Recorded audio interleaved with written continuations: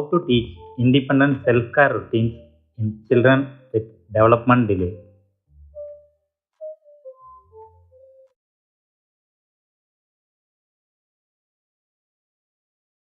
Many children faces challenges while doing the self-care activities, and as occupational therapists, they will help you guide how to promote independency in a children who have delay in their self-care activities, who have difficulties. It can be either physical or a mental or cognitive barriers.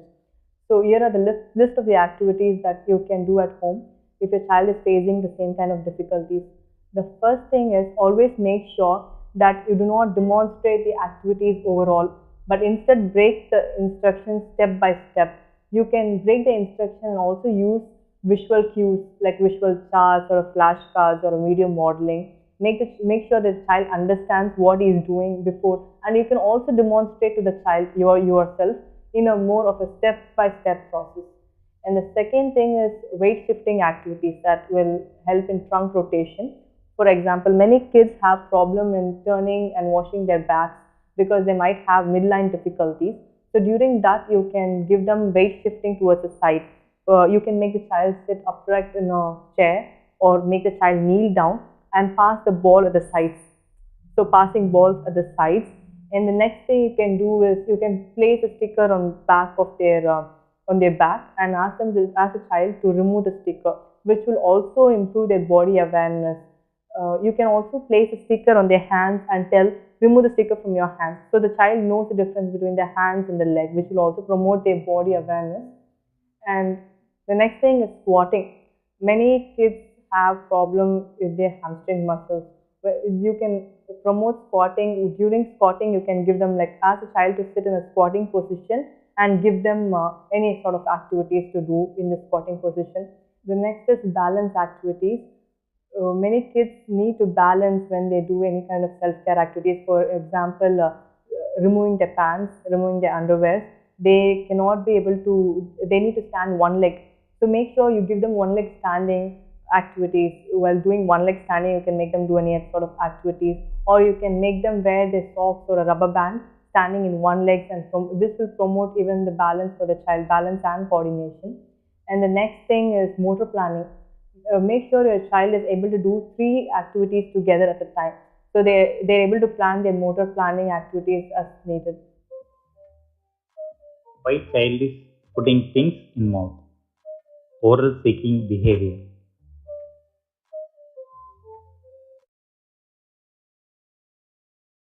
For those children who keep chewing on non-edible objects or licking, biting or grinding the teeth, this video is for the parents who have such concerns. A child till they are 2 years, they explore the environment with their mouth, which is very common for the child to keep anything in their mouth. But once the child is above 2 years, it is less common for the child to keep putting things, biting and chewing and other things. So your child might have such behavior because they might fall under such reasons, few of the following reasons, which I'll be explaining now. The first one is when they have developmental delay. If their child has developmental delay, even when the child is above 2 years, but they still have delays of their 1-year-old baby, then they will try to explore the environment using their mouth. Second thing is when they want to calm themselves down, when they want to self-regulate, self-soothe themselves, you might see the child licking or chewing on some in their hands or pencil or anything for the matter. And the third thing, which is the most important thing, is when they are sensory seeking. When they have sensory seeking in their oral muscles, or even when they have sensory seeking in the proprioception. When I talk about proprioception, you might wonder, why am I telling proprioception in the mouth? Which jaw is one of the strongest muscles in the body. So when they have seeking in their proprioception, they might want to tend to bite on other things. They try to grind their teeth and other things. For children with these kind of challenges and concerns, as a parent, you can follow the list of the activities that I'm going to be telling now. First is oral massage. You can start with the massage, but here I want to put a disclaimer. If you are not confident or if you have not had the experience before, you can always approach an occupational therapist or a speech therapist to use this massage. So massages, I'll explain now. The first thing is you need to keep your hands on your jaw at the back side. From up to down, just give them a deep pressure. From up to down, and up to down 10 times, 10 to 20 times. And then you can keep them tapping on their jaw joint here in the chin. Below the chin, just give them tapping here and a normal rotation on the cheeks, like 10 times clockwise and 10 times anti-clockwise. So this is the massage. And secondly, you might notice there is an electronic brush, the Oral-B brush, where you can give it on the child, place it on your jaw joint, and you can give them strokes here, like up to down 10 times here, 10 times over here, and you can also place it inside. For kids who are seeking senses and they want a proprioception seeking in their joint, they would enjoy when you give them this massage and the vibration senses that they would want. So when you do give them, there might be a reducing of such concerns. And a third, like an activity, you can always give them heavy crunchy foods. Maybe you can include this Indian snacks, murukku, namkeen and everything in their day-to-day routines. And for kids who want to chew on everything, you can give them frozen items like frozen fruits, ice cube, and you can just keep it on their mouth and they can do this. And there is always a chewy tube which is available online and which is non-hazardous. You can take the chewy tube and ask them to bite 10 times on either side of their jaws, like 10 times this side and 10 times this side.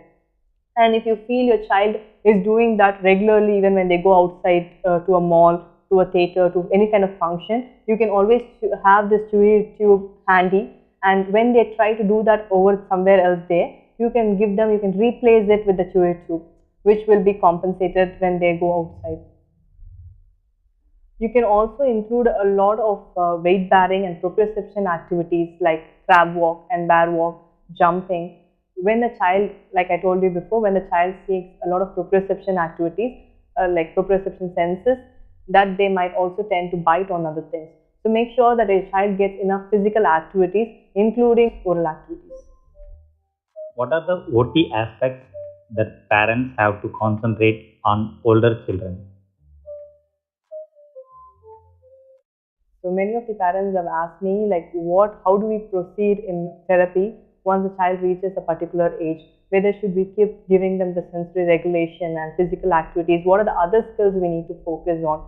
Here I would always like to implement that an occupational therapist focuses on the performance area of a child, which is their day-to-day skills, where ADL, leisure, which is play, and their and their academics. To start with self-care activities, you can always go to an occupational therapist to ask them to assist them into making your child do their self-care activities independently. Especially your child might be 9 years and he still doesn't know how to cross a road or how to take bath, how to do anything independently. You can OTs will always help you, will train the child to make them to do their self-care activities in more of their own self independently.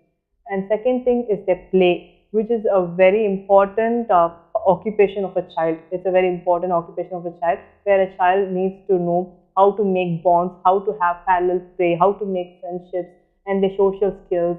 And Otis will help you and will guide you, give you tips how to help your child form a relationship outside there, in their community and in their schools. And the third thing you need to focus is the academic skills. Your child might excel in other ways, but then in academically you can focus on their pre-writing skills, board copying, to pay attention and focus in the classroom. A classroom is a very competitive area. It's a place where a child sees a lot of other people, and your child's self-esteem is very important. So make sure that your child, no matter the amount of praise, amount of appreciation that you're going to give, a child should have the sense of self-worth and self-esteem that's coming from within themselves. And the best way to give that is to make your child do everything independently. So it is more like a self-reward for himself. And there are other few skills that I would like to personally mention here. The first thing is the emotional development. A child might be 13 years old and have the emotional development of a 9-year-old kid. So you can ask the therapist, how do you teach them the emotions, how to teach them the problem solving techniques, and also cognitive skills. You can focus on their cognition skills. And when your child is going through puberty, you can, in a different specialized, in a more of a different way, you can teach your child about the changes that's going to happen during the puberty. My child has trouble sitting still. What activities to do for sitting tolerance? So many parents have complaints about the child having any sort of sitting tolerance to sit in a place and to complete an activity. And today I'm going to be talking about the reasons and also the activities that we can promote sitting tolerance in a child. With the number of ADHD increasing, it is less uncommon for a child to have difficulties in attention and focus. So a lot of kids have problem with their hyperactiveness, attention, and to sit in a place and to complete the activities. And secondly, when the child has vestibular seeking, they are always wiggling and jiggling everywhere. They are roughhousing, clumsy, and they are not able to sit in a place. And the third reason might also be because of their processed food and the diet intake, because and the lack of sleep, and with a lot of like processed foods like snacks and other things and sugar, a large amount of intakes of chocolates and ice cream can also cause a lot of attention difficulties.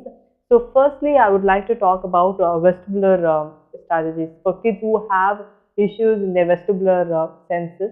So here what we can do is, we can always replace their seated arrangement or sitting arrangement. Instead of making them sit in their chair, you can make them sit in a gym ball or a wobble chair or a swing. In that way, they can sit for a longer time. Here, I would also like to talk about movement break. We cannot make the child to sit continuously for 10. If the child has a sitting capability of 10 minutes, you should always take the movement break for 5 minutes. So don't make the child sit in the same place in a stretch, but replace. You can always take a movement break and replace the sitting arrangements. You can give them a wobble chair or make them sit in a wedge where the child will pay more attention. And when the child with the vestibular seeking, when they attend the school, they are not able to sit in a place. You can also make we can also make the chair more adaptive towards in the classroom, where you can put the TheraBand at the side of the chair and your child can keep their head where they can support their leg in the TheraBand, and while even when the child is able to get the vestibular input, at the same time is able to focus. So vestibular is a very good strategy for making a child sit in a place. And second thing is, many of the parents complain the child is always running up, but till the child is 2 or 3 years, the child always seek movement. So it is less uncommon like where we can see a child sitting in a place or anything like that. The more the body demands, the more the body gets physical activity, the more the body gets the movement, the more the child will able to sit. So make sure your child is engaging in a lot of physical activities and where they can channelize the energy, and then they will have the sitting tolerance. And other things that we can promote sitting tolerance is, make sure your room is clutter free. It should not have a lot of distractions when you're sitting in a place. And the second set I want to address here, your child might not have any problem with their vestibular sensory, but still have problems in their attention and focus and concentration. For such children, you can give them activities to improve their attention and focus. For example, a board game. Make sure you give them any sort of board games, the age related, or if your child is able to comprehend more difficult board games, they can just sit here and always keep your time limit. If your child is able to sit and complete the board game for 5 minutes, and we can keep our goal 10 minutes the next day. So board games is a huge way to promote sitting tolerance.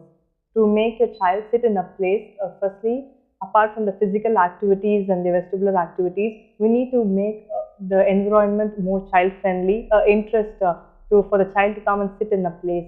So if you're gonna make him do any writing work or make him learn something with your speech skills, make sure you start with something of his interest.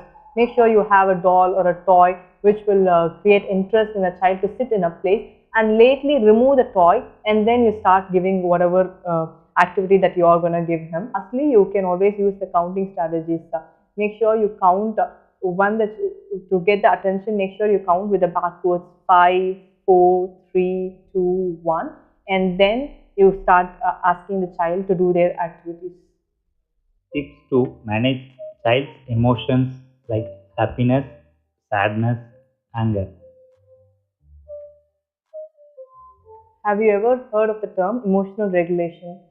It is the ability for the child to manage their own negative emotions like sadness, anger, or any sort of the negative emotions.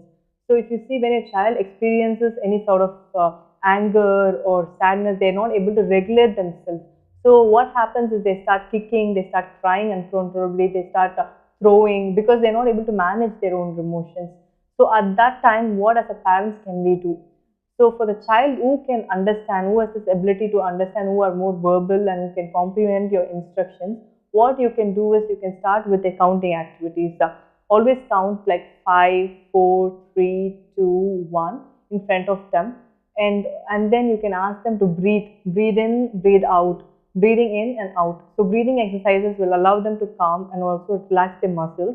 And the child who cannot understand such breathing exercises, what you can do is, the first thing is to always change the ambience, change the environment. If they stare into the other room, you can take them to somewhere totally different. More, if it is a sensory calm down place, that will be more beneficial for a child. So always when the child is showing such kind of behavior, take them outside that place. Don't allow them to be in the same place. And the second thing is to have a sensory calming down place at home. If this happens quite a lot of time at home, you can always have a room with the dim lights, which is dark and dim lights, where the child feels more at home, more safe and comfortable, with a lot of cushions or bean bags. So having this such safe space at home can also regulate your child. Will always kind of divert your children. And the third thing is, you can give them TheraBand stretching. You would have heard of the TheraBand. You can just ask them to pull the TheraBand and you can push it. Pull it and push it. And the main thing you can do is, you can carry a fidget toy at home, like something like a rubber or a smiley ball.